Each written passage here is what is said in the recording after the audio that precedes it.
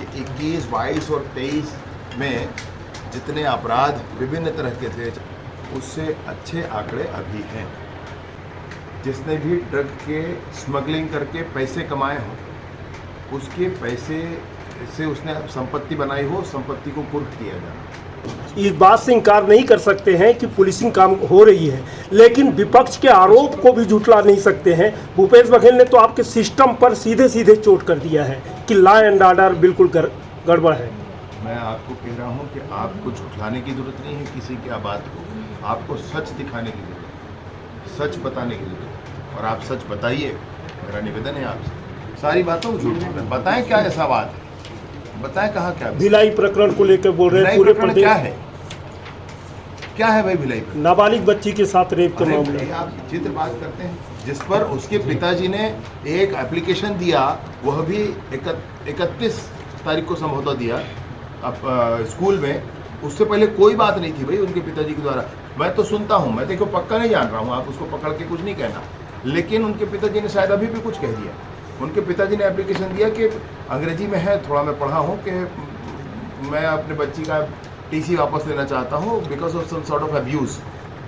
इतना ही लिखा है। उसके बाद मैंने कहा भैया इस पे FIR करवा लो भाई। दीपक बैज का कहना है कि इनके पास आंकड़े उकड़े हैं नहीं, सिर्फ मेकअप करके आते हैं और कैमरा के सामने बयान दे देते हैं। देखिए ऐसी इस टाइप की बातें करेंगे तो मैं नहीं कह सकता भैया उनकी सरकार ने क्या किया, कितने भ्रष्टाचार किए, पुलिस की क्या स्थिति करके रखी थी, उनके पास सुपर CM कौन हुआ करता था, कैसे उनके लोगों ने भ्रष्टाचार किए, आज जेल के अंदर बंद हैं, ED से भाग रहे हैं, CBI से भाग रहे हैं, ये सारी स्थितियाँ उनके साथ हैं। और उसके बाद विष्णुदेव जी की सरकार जिसमें मेहनत करके लोग काम कर रहे हैं, ऐसा बोलेंगे तो कुछ कैसे चलेगा। नक्सलवाद जब आप समझना शुरू करेंगे भैया तो नक्सलवाद है तो नए लड़के नक्सली बनते हैं 13 से 18 साल की उम्र के। वो कैसे न बने इस पर भी काम हो रहा है। नक्सलियों ने जिनको पीड़ित कर दिया है ऐसे लोगों पर भी काम चल रहा है और ऑपरेशन भी पुलिस का चल रहा है। ऐसे सारे आयामों पर हम मिलकर काम कर रहे हैं और उसके बाद ये कह रहे हैं कि आने वाले समय में पूर्ण नियंत्रण की स्थिति होगी।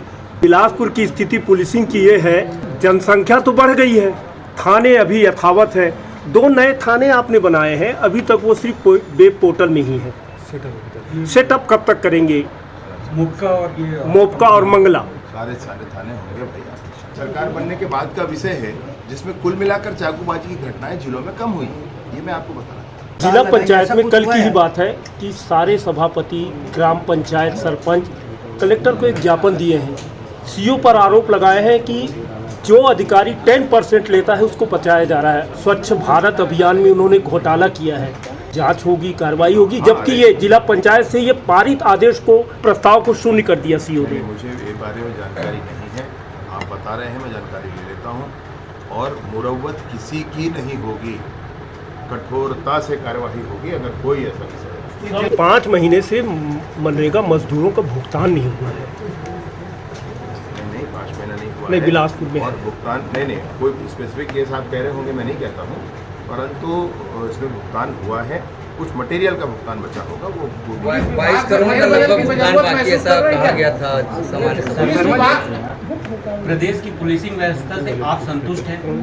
निसंदेह ये कहना चाहता हूँ कि व्यवस्था अच्छी है परंतु और अच्छी करने की आवश्यकता है। ये रात को 10 बजे के बाद जो बार और पब जो चलते हैं, युवाओं को वहाँ नशे का सामग्री परोसा जाता है, उस पर कार्रवाई क्यों नहीं होती है? एकदम स्पष्टता के साथ इस पर बात हुई है।